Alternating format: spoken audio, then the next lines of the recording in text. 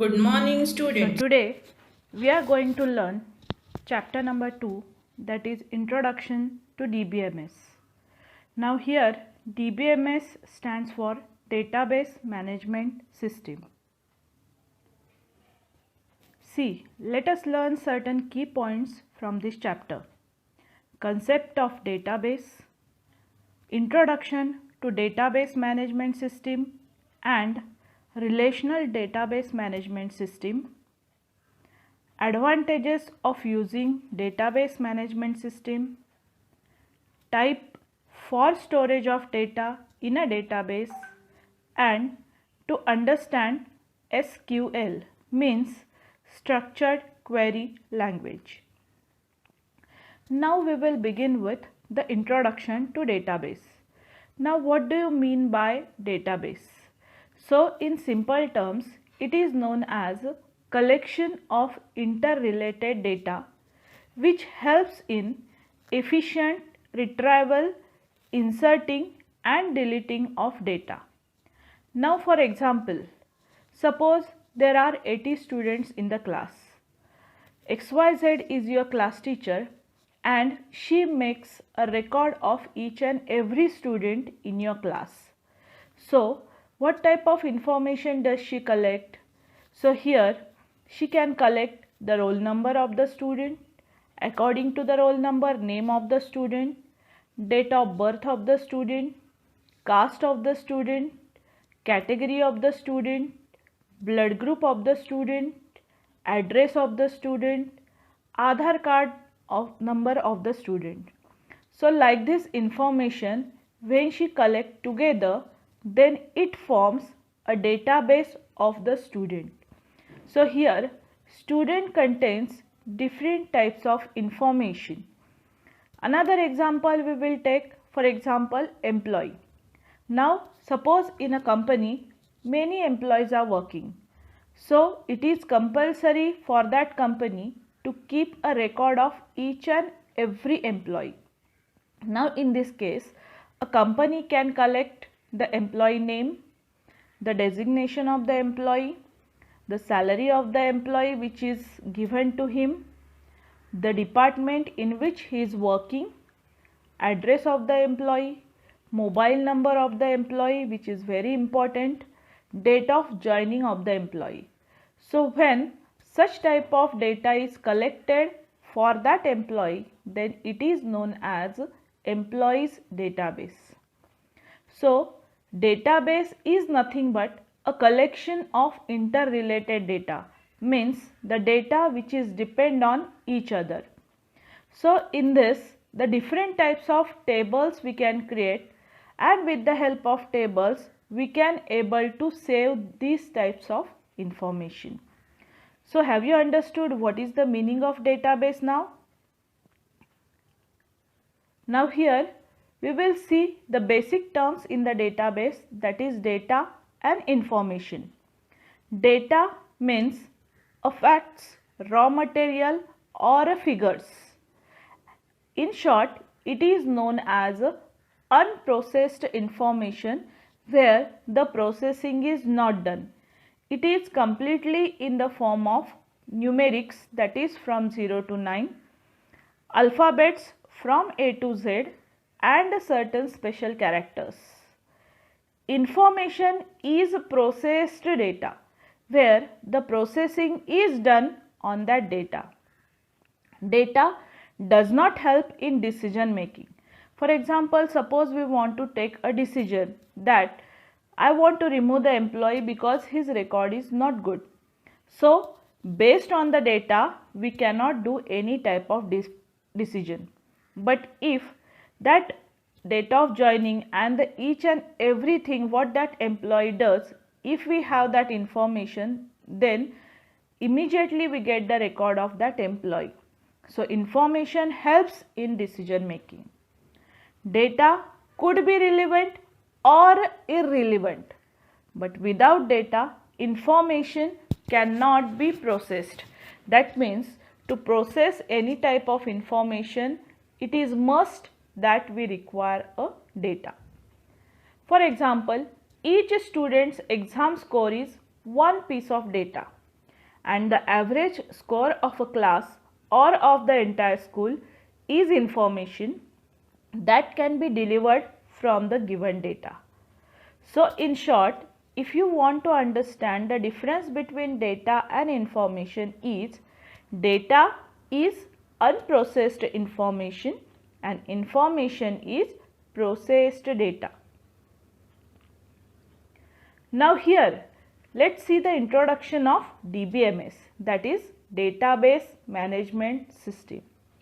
To handle all the types of data, to maintain all the records of data, to make the modifications in the data, to construct all the types of data, we require database management system. So, a database is often called as DB, which is a collection of information organized in such a way that a computer program can quickly select the desired pieces of data. That means, as and when required, we can able to collect the information. A database management system is a type of software for creating and managing the database. Now here, three terms are very useful. The first one is defining a database, second one is constructing a database, and third one is the manipulating of the database. So, DBMS provides users and programs a systematic way to define the database, to create the database, to update the database, to abstract the database, to manage the database, and to store the information. Examples of such popular DBMS are MySQL, PostgreSQL, which you are going to learn in a short while, Access, Oracle, SQL Server, IBM, DB2 and Sybase. These are the examples of database management system in which the data is stored on a very efficient server. Now, there are certain applications of database management system. That means actually where the database is working, where the database is stored. In that, the first one is railway reservation system, second one is library management system, third one is the universities and colleges, fourth one is credit card transactions, fifth one is social media sites like your Facebook, WhatsApp, next one is the banking. So here we will see how all the systems work and which fields are used in the above systems. Now for example, take the example of library management system.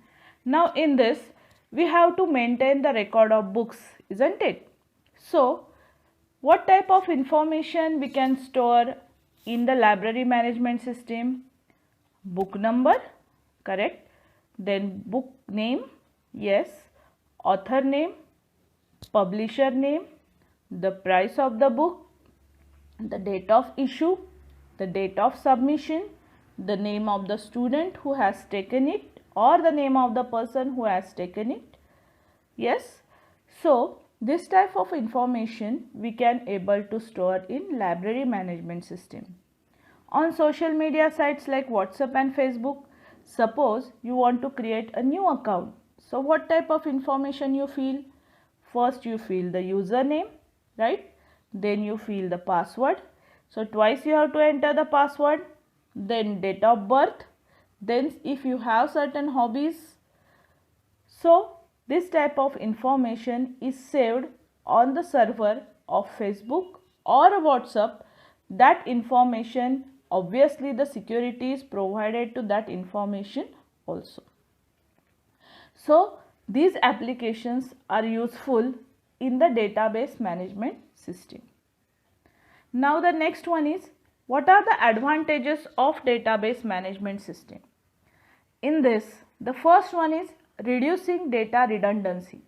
Now what do you mean by redundancy? The meaning of redundancy is a duplication of data. Now suppose we are entering the student's information. We enter it in MS Excel, yes. So suppose for first student we enter the information who is having roll number 1, and by mistakenly again the same information I entered which is for roll number 1.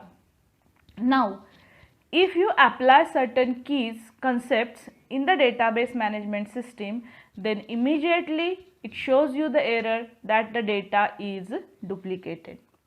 So the use of database management system that it avoids the duplication of record. Whatever records are duplicated, so immediately it shows us error and the user can remove the data from the database. Second one is sharing of data.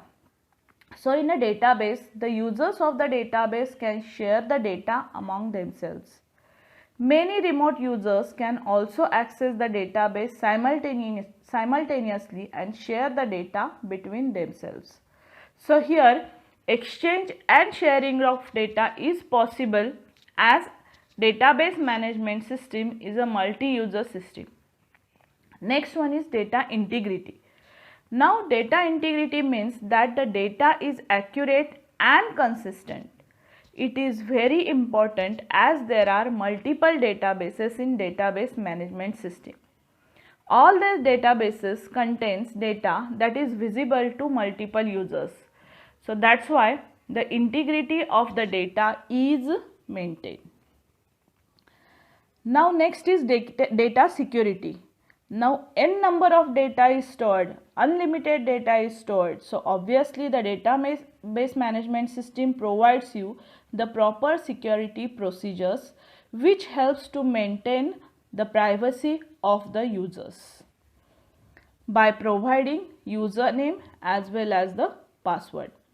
Unauthorized users, that means those who have not authority to access the database, they should not be allowed to access the database under any circumstances. Privacy. The privacy in a database means only the authorized users can access a database according to the privacy rules and regulations. There are certain levels of database access and a user can only view the data which he is allowed for. For example, now suppose you are accessing the Facebook. Now in this case there are certain constraints for the different users that they should not allow to access the information of other users. So in this way the privacy of the particular user is maintained. Database management system adds there are chances of system crash or power failure. In that case a backup of the database is must. A user has to take the backup of the saved database, so as and when required he can utilize that backup and store the complete database again. And last one is the development and maintenance time. Database management system reduces application development and maintenance time. So hopes you have understood all the advantages of database management system. Okay, till today we will end the lecture. Thank you.